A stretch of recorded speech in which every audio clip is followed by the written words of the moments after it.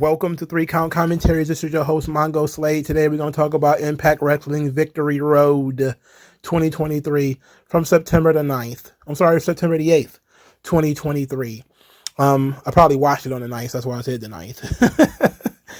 In any event, this is an a la carte review because I did not watch everything on this show. Some stuff on this show I just did not care to see.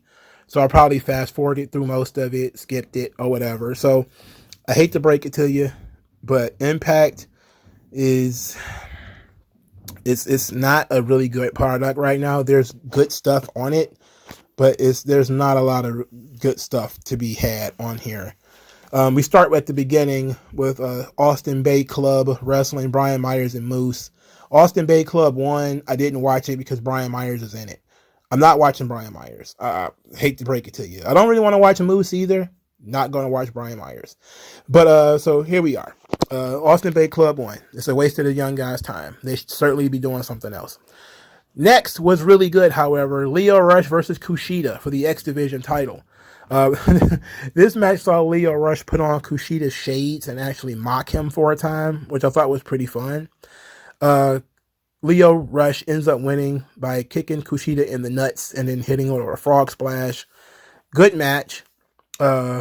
Perfect X Division match. This was Kushida utilizing his title match that he had won, and I believe it was Ultimate X or Skyscraper X or whatever that thing was when he won the Giant X thing. He was using his title shot here, and Lio Rush screwed him out of it. Fun match. I'm a big fan of Lio Rush in small doses. Small doses of Lio Rush is really good. He gets to jump off the screen and wrestle somewhat bigger than his size, but this guy's been in the business for a long time. He's still sort of X Division cruiserweight. I mean, he's never going to get any bigger. I mean, that's it is what it is.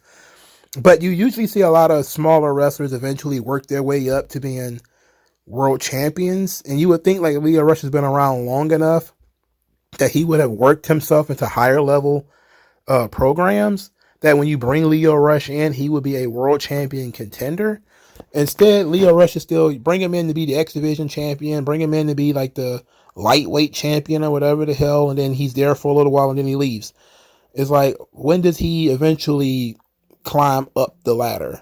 And he's been around for a long time. I know that a lot of it has been his attitude, and a lot of it has been maybe him being difficult to work with in other promotions and stuff like this, and him getting fired from, or quietly released from AEW and fired from WWE, or at least quitting WWE, however that went. And maybe he has a bit of a reputation, but the guy's got talent. He needed a little bit more maturity. I think it's been a year or two since he left AEW. It's been more than 2 or 3 years since he left WWE. It's time to move Lio Rush up the ladder a little bit. And maybe it's just me being a mark, but him being perpetually X Division champion is kind of challenging to me. Next was Masha Slamovich and Killer Kelly, together known as MK Ultra, defending the Knockouts Tag Team Championships against Giselle Shaw and Savannah Evans. I didn't watch this match. Savannah Evans is family-sized tomato can, and Giselle Shaw is literally whatever. I like Masha Slamovich and Killer Kelly. I like their act. I like what they do. But they need better opponents. I am not watching these people wrestle these folks again. I feel like I've watched them wrestle them 100 times, and I've never seen anything on Savannah Evans or Giselle Shaw that says that they should be in this match. So, who cares? Moving on. Black Taurus and Crazy Steve.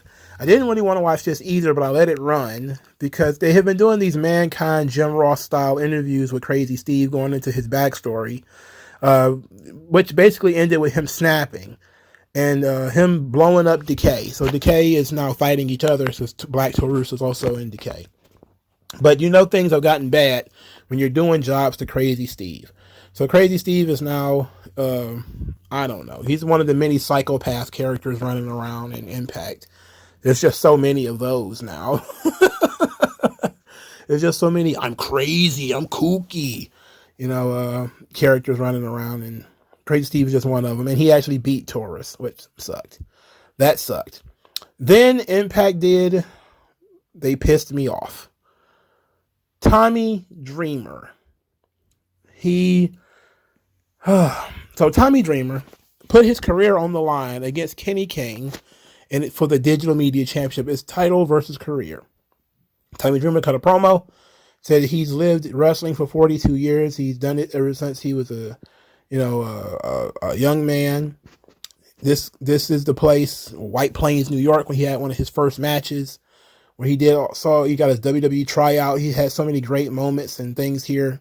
And if this is the end, then he's not going to be sad. He's going to celebrate his career. You're thinking, okay, he's going to lose this match, go off on his high horse, and everything's going to be great. Nope, he won. He won. Heath, who was another also ran, helped him win. Now, Sheldon Jean, the protege of Kenny King, kept interfering. This led to Heath attacking Kenny King and hitting Kenny King with his finish, and this led to Tommy Dreamer winning the title. Tommy Dreamer as a champion in 2023.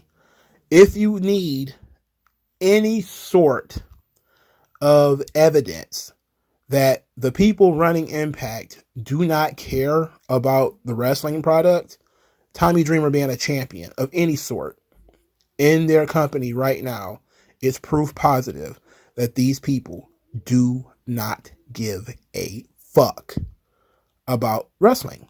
They don't care about the fans. They don't care about the company. Why would you put 97-year-old Tommy Dreamer over in this situation? Because he's dressed like Terry Funk? Oh, no. Tommy Dreamer is one of the most useless pieces of garbage. I mean, he was never that great in the first place. You know, he actually got buried quite a bit in Todd Gordon's book. If you ever read, I don't know how many of you guys read Todd Gordon's book, but he buried Tommy a little bit. How Tommy, had such troubles getting over because he was never really all that good. And it's like Tommy wasn't one of Todd's guys. He was one of Paul's guys. So he always had problems with Paul's guys. So we're in a situation where Tommy Dreamer, it's a fact he never was that great, but he's now way overweight. No business wrestling for a title on this show, let alone winning one. And he got it. This is ridiculous. Kenny King just won this belt not too long ago.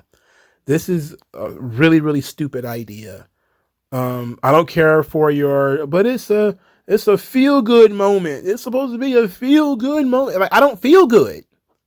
I feel like shit because Tommy Dreamer is a champion on my wrestling show in 2023. He had no business being a champion in 2003. Why isn't Tommy Dreamer just a producer backstage, sitting around eating donuts, getting fat? This is stupid. He's already fat. He shouldn't be wrestling.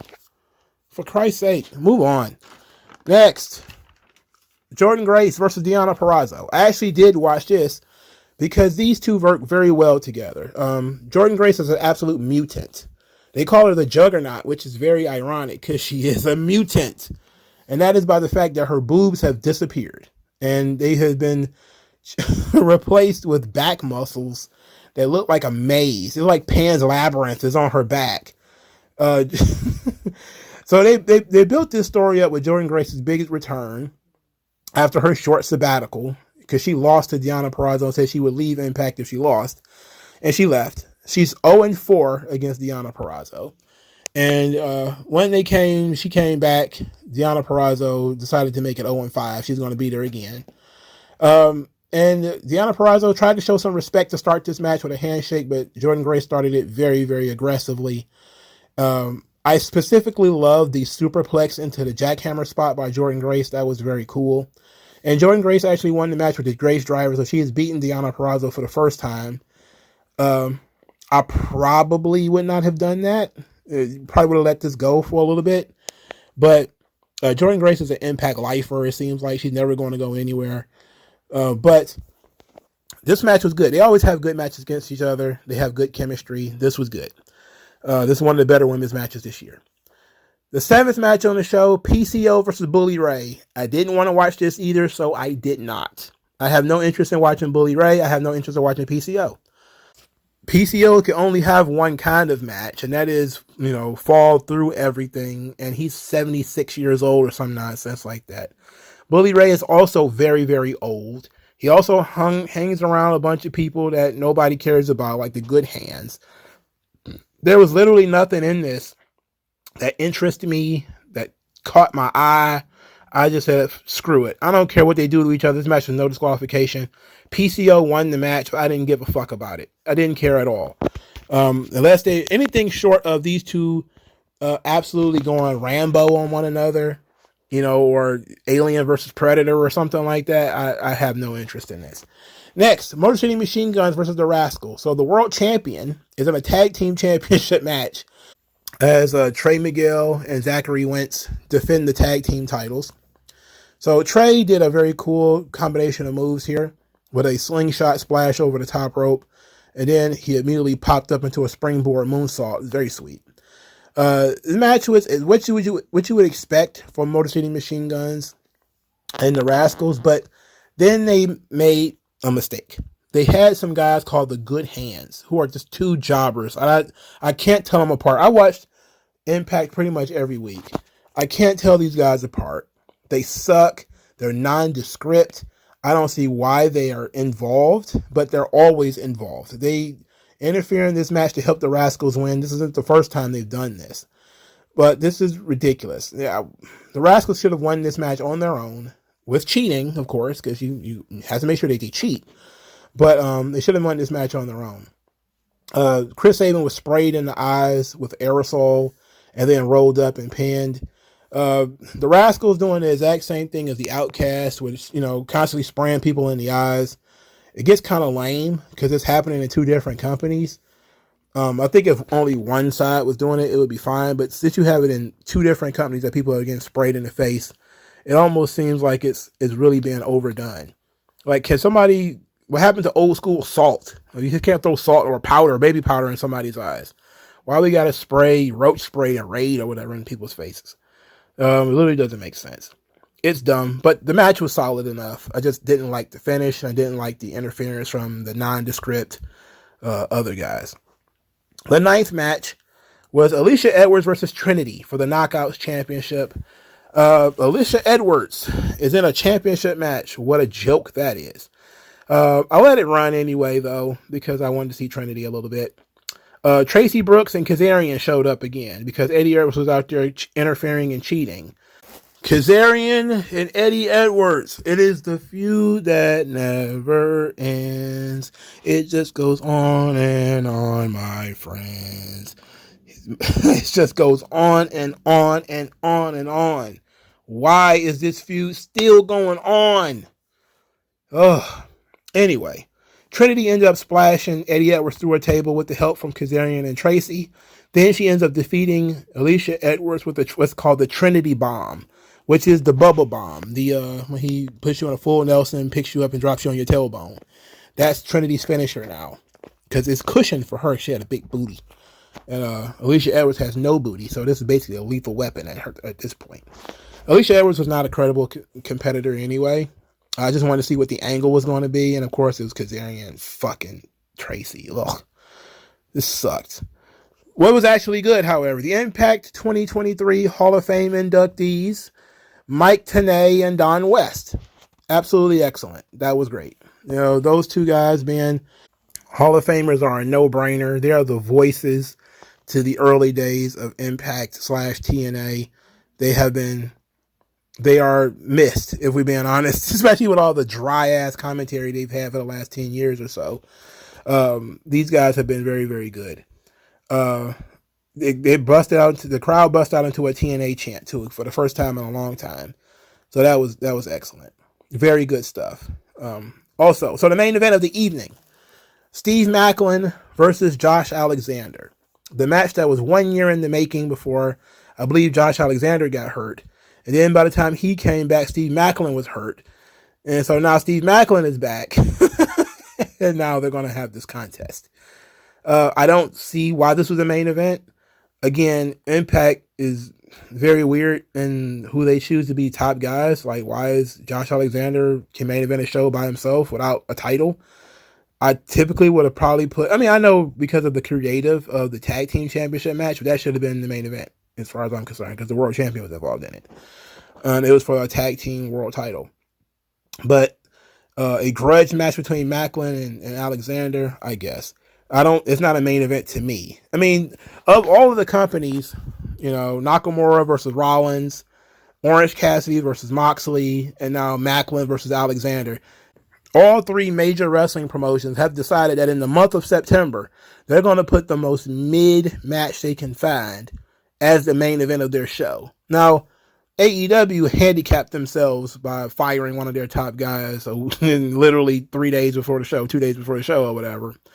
But Macklin versus Alexander seemed like that it was at least planned for a long time. I don't see it as being a main event match, because I don't see either one of them as being main event guys. That these guys are of such high level and so over that they can draw on this show as a main event without a title or a stipulation of some sort. It's just, oh, they're finally going to have a match. I'm like, so? So what? Anyway, it was a hard-hitting match. It was solid. Macklin was targeting the injured arm, or the labrum or whatever, of Josh Alexander. He did. I specifically really like the Tree of Woe thing that Steve Macklin does, where he hangs people upside down and he runs from the other side into a spear. I really like that. That's a really good spot. It's very vicious. But of course, it's Impact Wrestling, so Josh Alexander wins. He won with the double underhook power driver he called the C4 Spike. And that was it. No closed match angle. I don't think this match is a number one contenders match. As a matter of fact, I think that Josh Alexander was going to end up wrestling for the title whether he won or lost this match. So it literally didn't make any sense, but whatever. The show, from what I watched, on paper the show is shit. But if you watch the matches that I watched, which was Lio Rush versus Kushida, is a very good match. If you watch Rascals versus Motor City Machine Guns, very good match. Jordan Grace versus Deonna Purrazzo, very good match. Alicia Edwards versus Trinity, okay. And Steve Macklin versus Josh Alexander was okay too.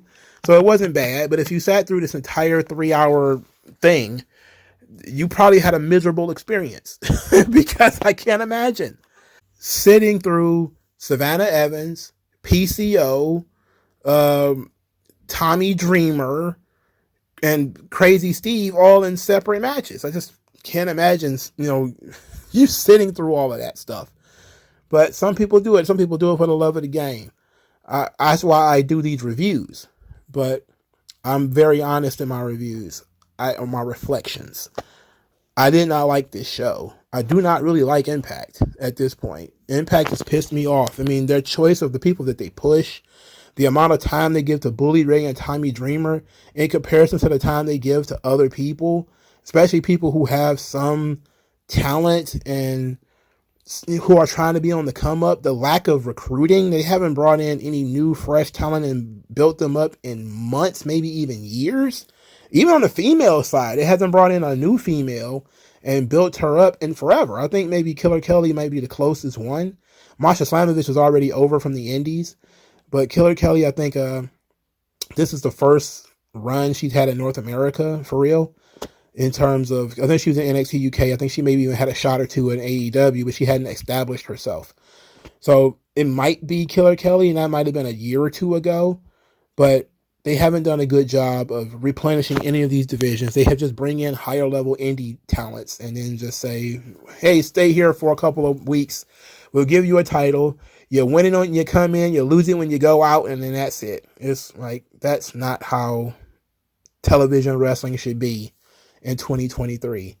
And then the people that you're pushing long term suck, or they're boring and they have no personality, and it's just nepotism. It's just fucking Josh Alexander because he's one of the students of Scott D'Amore. It's like, if you would have had your choice of any top guy in wrestling, you wouldn't fucking pick Josh Alexander.